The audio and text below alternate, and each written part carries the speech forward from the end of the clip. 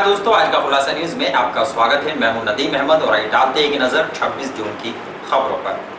जिले में लगातार बढ़ रहे कोरोना संक्रमित मरीजों की संख्या से जिला प्रशासन में हड़कंप मचा हुआ है। शुक्रवार को भी 5 लोग ने कोरोना पॉजिटिव पाए गए, जिससे जिला प्रशासन में हड़कंप मच गया। सभी संक्रमित मरीजों को झिंझाना में बनाए गए कोविड-19 अस्पताल में भर्ती कर दिया। वहीं 13 कोरोना पॉजिटिव मरीजों की रिपोर्ट निगेटिव भी प्राप्त हुई है, जिसके बाद अब जिले में 41 लोग कोरोना पॉजिटिव रह गए हैं। जिले में लगातार कोरोना मरीजों की संख्या बढ़ती जा रही है। शुक्रवार को भी 5 नए कोरोना मरीज पाए गए। मरीजों की संख्या लगातार बढ़ने के बाद जिला प्रशासनिक कार्यालयों में भी भीड़ भाड़ को देखते हुए सतर्कता बढ़ा दी गई है, जिसके बाद अब शामली कलेक्ट्रेट गेट को बंद करते हुए पहले फरियादियों की थर्मल स्कैनिंग की जाती है, उसके बाद ही प्रवेश दिया जा रहा है। इसके लिए 2 होमगार्ड तैनात किए गए हैं, जो फरियादियों से पूछताछ कर थर्मल स्कैनिंग के बाद ही जाने देते हैं। इसके बाद अधिकारियों के कार्यालयों में जाने से पूर्व फरियादियों को पहले सैनिटाइजर और ऑक्सीजन के साथ साथ दोबारा थर्मल स्कैनिंग के बाद ही जाने दिया जाता है। जिलाधिकारी जसजीत कौर ने बताया कि शुक्रवार को मेरठ से आई मेडिकल रिपोर्ट में 5 लोग नए कोरोना पॉजिटिव पाए गए हैं, जिनके कुछ लोग पूर्व में ही क्वारंटाइन किए गए थे, जबकि कुछ रैंडम जांच की रिपोर्ट पॉजिटिव पाई गई है। उन्होंने बताया कि सभी मरीजों को झिंझाना के कोविड-19 अस्पताल में भर्ती कर दिया है, जबकि 13 कोरोना मरीजों की रिपोर्ट नेगेटिव भी प्राप्त हुई है, जिसके बाद अब जिले में 41 लोग कोरोना पॉजिटिव रह गए हैं। उन्होंने मरीजों के घरों तथा आसपास क्षेत्रों के स्थानों को हॉटस्पॉट एरिया घोषित करते हुए सीलिंग की कार्रवाई भी शुरू करा दी है। शामली स्थित नर्सिंग होम में काम करने वाले जंधेड़ी निवासी युवक को कोरोना पॉजिटिव आने पर कोविड-19 अस्पताल में शिफ्ट कर दिया गया था, जबकि गांव में प्रशासन ने हॉटस्पॉट बनाकर सील कर दिया था। शुक्रवार को ब्लॉक सैंपलिंग नोडल अधिकारी अतुल गर्ग के साथ साथ विभाग की टीम ने जंधेड़ी में पहुंचकर 21 लोगों के रैंडम सैंपल लिए। कैराना में कोरोना की रोकथाम के लिए कोतवाली के गेट पर सैनिटाइजर डेस्क बनाया गया है। कोतवाली में आने वाले फरियादियों के हाथ सैनिटाइज कराने के बाद ही अंदर जाने दिया जा रहा है।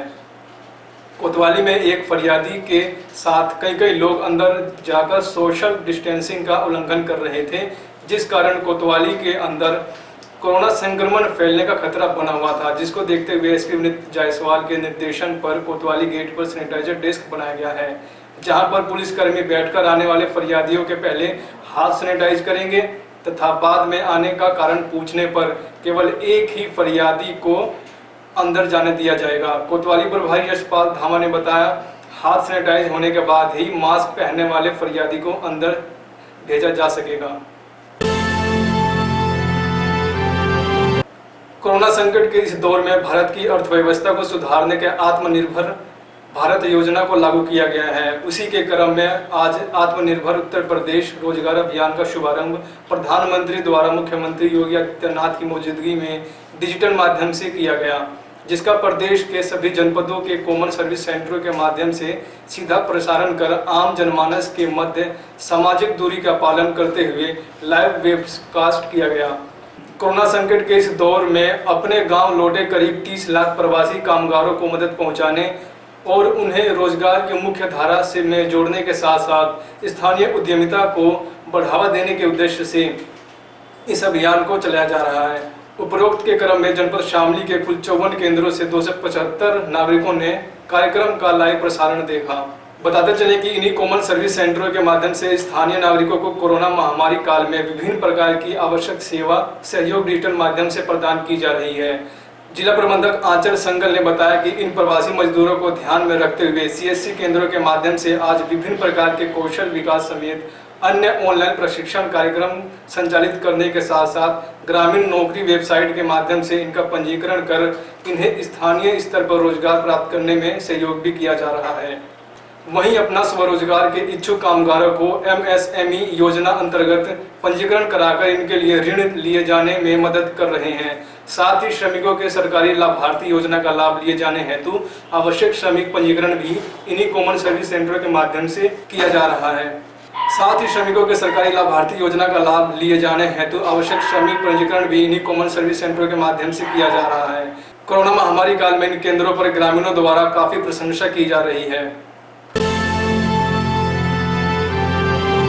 कांधला में शुक्रवार को पुलिस अधीक्षक शामली के आदेशानुसार चलाए जा रहे अभियान चेकिंग संदिग्ध व्यक्ति वाहन के अनुपालन में अपर पुलिस अधीक्षक शामली के निर्देशन एवं क्षेत्राधिकारी कैराना के कुशल नेतृत्व में थाना कांधला पुलिस द्वारा चेकिंग के दौरान सुन्ना किवाना मार्ग पर एक व्यक्ति के अवैध असलाह लेकर जाने की सूचना पर कृत कार्रवाई करते हुए किवाना रोड से एक अभियुक्त को एक पोनिया बंदूक 315 बोर सहित गिरफ्तार किया गया है। अभियुक्त की गिरफ्तारी व बरामदगी के संबंध में थाना कांधला पर सुसंगत धाराओं में अभियोग पंजीकृत कर आवश्यक वैधानिक कार्यवाही की जा रही है। सहारनपुर में बीएसपी सांसद हाजी फजलुर रहमान, उनका बेटा व भतीजा कोरोना पॉजिटिव निकले, जिससे जिला पुलिस प्रशासन में हड़कंप मच गया। आनन फानन में जिला अस्पताल प्रशासन ने सांसद व उनके बेटे तथा भतीजे को क्वारंटाइन के लिए पिलखनी मेडिकल कॉलेज में भर्ती किया है।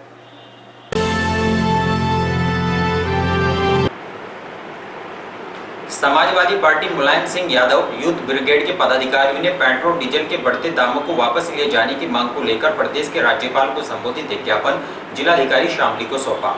शुक्रवार को समाजवादी पार्टी के मुलायम सिंह यादव यूथ ब्रिगेड के राष्ट्रीय सचिव संजय सिंह राणा ने अपने पदाधिकारियों को साथ लेकर प्रदेश के राज्यपाल को संबोधित एक ज्ञापन जिलाधिकारी जसजीत कौर को सौंपा, जिसमें उन्होंने कहा कि डीजल व पेट्रोल की दिन प्रतिदिन बढ़ती कीमतें आसमान छू रही हैं, जिससे किसान, मजदूर व मध्यम वर्ग के परिवार की जेब पर महंगाई का बोझ बढ़ने से घरेलू स्थिति भी बिगड़ गई है।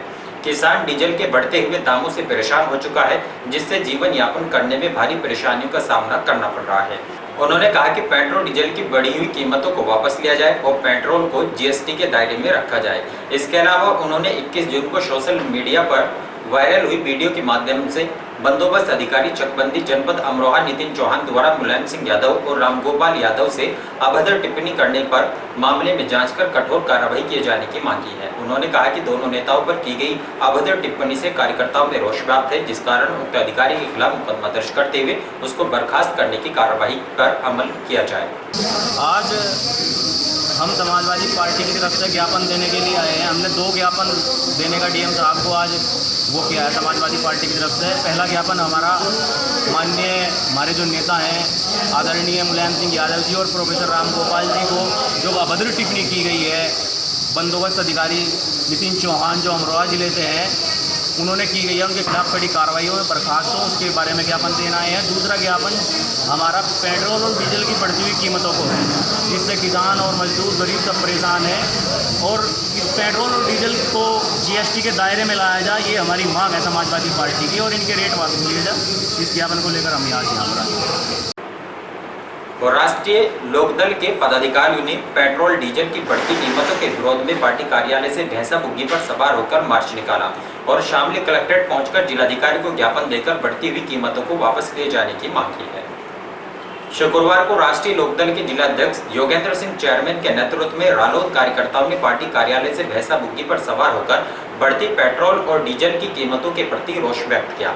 वे पार्टी कार्यालय से भैंसा बुग्गी लेकर कस्बा बनत स्थित कलेक्ट्रेट पहुंचे, जहां उन्होंने केंद्र व प्रदेश सरकार के खिलाफ प्रदर्शन करते हुए देश के राष्ट्रपति को संबोधित एक ज्ञापन जिलाधिकारी जसजीत कौर को सौंपा, जिसमें उन्होंने कहा कि पिछले दिनों से लगातार बढ़ रही पेट्रोल डीजल की कीमतों से किसान परेशान हाल है। दुनिया में इतना टैक्स तेल पर कहीं भी नहीं है जितना भाजपा सरकार ने लगा दिया है। अंतर्राष्ट्रीय बाजार में पेट्रोल की कीमत सब खर्चों को लगाकर 28 रुपये 89 पैसे व डीजल की कीमत 27 रुपये 35 पैसे है। बाकी सरकार का टैक्स है, जिससे पिछले दिनों से लगातार तेल की कीमत देश में बेतहाशा बढ़ा दी गई है और इस प्रकार द्वारा डीजल को पेट्रोल से महंगा करने का रिकॉर्ड भी दर्ज कर लिया गया है। वर्ष 2014 में पेट्रोल पर 9.36 पैसे एक्साइज ड्यूटी व डीजल पर 3.46 पैसे एक्साइज ड्यूटी थी, जिसको इस सरकार ने लगातार बढ़ाकर 5 मई 2020 को 32 रुपये और 98 पैसे कर दिया है। सरकार एक्साइज ड्यूटी से लगभग 5.50 लाख करोड़ रुपए कमाती है, जो करीब जनता की मेहनत की कमाई पर खुली लूट है। अब उद्योगपति की गाड़ी का पेट्रोल सस्ता और अन्नदाता किसान के ट्रैक्टर का तेल महंगा हो गया है। उन्होंने कहा कि जब तक कोरोना की वजह से माँ बाप स्कूल की फीस जमा नहीं कर पा रहे हैं और आरबीआई ने भी सर्वे में आम आदमी की इनकम 5% घटा दी है, ऐसे में तेल के रिकॉर्ड दाम बढ़ाकर सरकार ने किसान व आम जनता के साथ धोखा करने का काम किया है। आज जबकि किसान के गन्ने का बकाया गन्ना भुगतान व गेहूं की खरीद का पैसा भी नहीं मिल पा रहा है। ऐसे में डीजल के दाम बढ़ाकर किसानों की कमर तोड़ने का काम सरकार कर रही है। ये सरकार अपने वादे को भूल गई है जो इन्होंने सत्ता में आने से पहले किया था, जिसमें उन्होंने 35 रुपये लीटर पेट्रोल और डीजल 25 रुपये लीटर देने की बात कही थी। सरकार में बैठे नेताओं के भाषण सोशल मीडिया पर आज भी देखे जा सकते हैं। उन्होंने पेट्रोल डीजल पर बढ़ाई गई कीमतों को वापस लेने और किसानों का गन्ना भुगतान कराए जाने की मांग की है।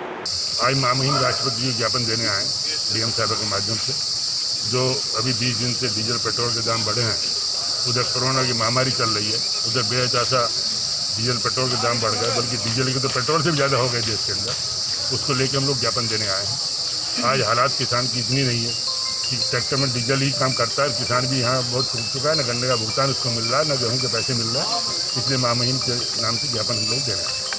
जो सरकार ने वादे किए थे कि हमारी यदि सरकार आवेगी तो हम 30 रुपये डीजल और पेट्रोल के दाम देंगे, लेकिन उन्होंने बिल्कुल आंख मीच ली सरकार ने किसान की तरफ से। आज किसान तराई पर है, यहाँ तक कि किसान आत्महत्या पर उतारू है। उनके पास ना पैसा है ना कोई बात है, तो आज किसान बदहाल है। अच्छा, रोज पैसे